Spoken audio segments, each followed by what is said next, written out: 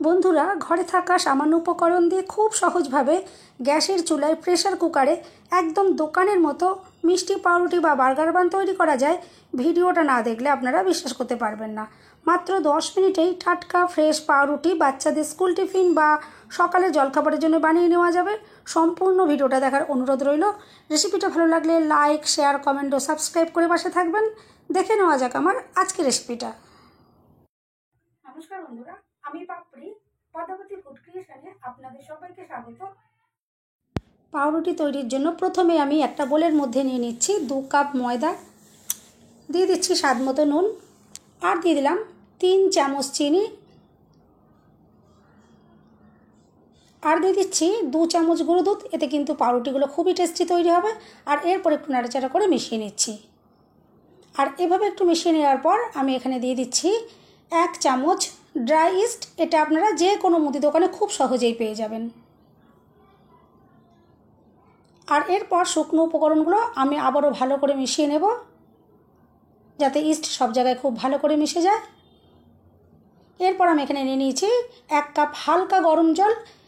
অল্প অল্প করে জল দিয়ে আমি একটা নরম করে ডো রেডি করে নেব। আর বন্ধুরা, এখানে পাউরুটির জন্য ডোটা আপনারা যত নরম সফট করে তৈরি করবেন, পাউরুটিগুলো কিন্তু ততই নরম তুলতুলে স্পঞ্জি তৈরি হবে। আর জলটা কিন্তু একবারে দিয়ে দেওয়ার দরকার নেই, জলটা কিন্তু অল্প অল্প করে বারে বারে দিয়ে একটা নরম ডো রেডি করতে হবে। আর এখানে কিন্তু ডোটা মাখার জন্য যতটা পরিমাণে জল লাগবে ততটাই ইউজ করবেন। আমার এখানে এটা ডোটা মাখার জন্য 1/2 কাপের থেকে একটু বেশি লেগেছে। এরপর দেখুন, প্রথম অবস্থা আমি একটু চামচ দিয়ে মেখে নিলাম, আর এরপর আমি একটু হাত দিয়ে মেখে নেব ভালো করে। আর এভাবে মাখতে মাখতে কিন্তু হাতের মধ্যে এভাবে একটু আটকে যাবে, তাতে কিন্তু কোনো রকম ভয় পাওয়ার কিছু নেই। অটোমেটিক এটা মাখতে মাখতে ঠিক হয়ে যাবে। এরপর আমি একটু হাতটা পরিষ্কার করে নেব। আর পরিষ্কার করে এরপর আমি তেল দিয়ে যখন মেখে নেব, তারপর কিন্তু হাতে দেখবেন আর আটকাবে না। আমি এখানে 2 চামচ সাদা তেল ইউজ করলাম। আপনারা চাইলে কিন্তু 2 চামচ মেল্ট করা বাটার দিয়েও করতে পারেন পাউরুটিটা, তাতে কিন্তু আরও বেশি টেস্টি তৈরি হবে। আর এরপর দেখুন আমি আবার খুব ভালো করে মেখে নেব। আমি মোটামুটি এখানে 10 মিনিট মতন খুব ভালো করে মেখে নেব, যাতে রুটিটা খুবই সুন্দর তৈরি হয়।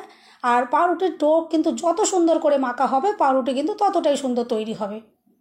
আর এভাবে করে যদি পাউরুটি তৈরি করেন, আমি 100% গ্যারেন্টি দিতে পারি রুটিগুলো ভীষণই নরম তুলতুলে সফট তৈরি হবে, যদি ঠিক এভাবে করে তৈরি করেন। আর ইস্ট যদি ভালো থাকে তাহলে দেখবেন সুন্দরভাবে পাউরুটিগুলো তৈরি হবে।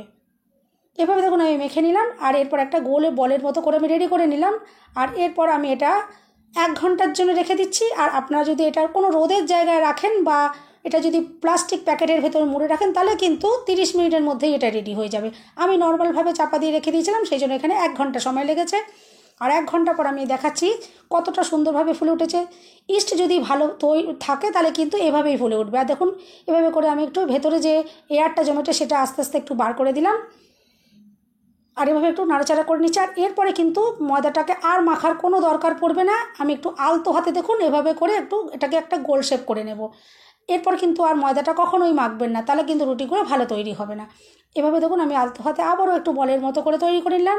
আর এরপর ছুরি দিয়ে আমি একটু কেটে নেব।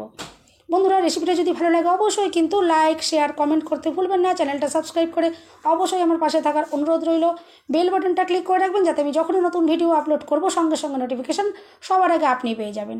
এরপর দেখুন আমি রুটিটা 4টে টুকরো করে কেটে নিলাম। আপনারা যতগুলো রুটি করতে চাইবেন সেভাবে কেটে নেবেন। এভাবে দেখুন আমি এরপরে হাতে নিয়ে নেব, আর এভাবে একটু গোল বল মতো করে আবার তৈরি করে নিচ্ছি। এভাবে করে তৈরি করলে পাউরুটির শেপটা সুন্দর হবে। এভাবে দেখুন আমি 4টে যে লেচি কেটে রেখেছি সেগুলোকে এভাবে গোল আমি করে তৈরি করে নেব।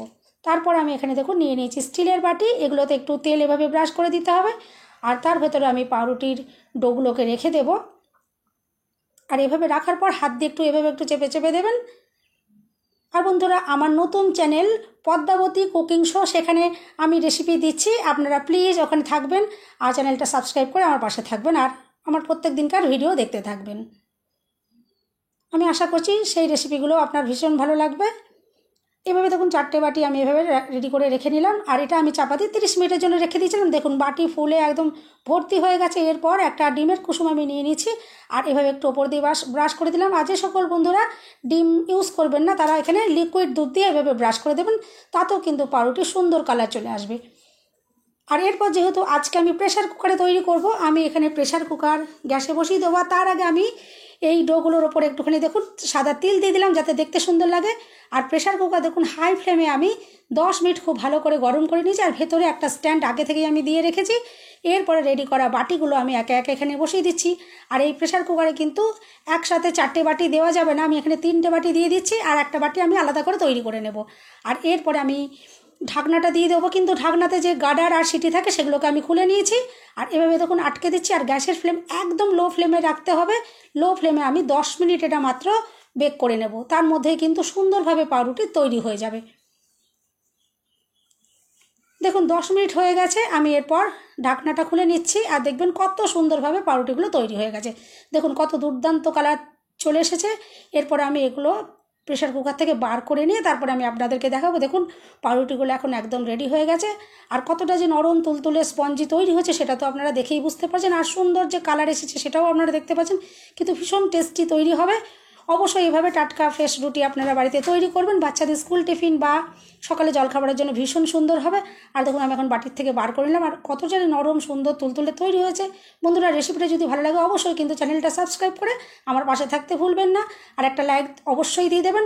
সবাই সুস্থ থাকবেন, ভালো থাকবেন।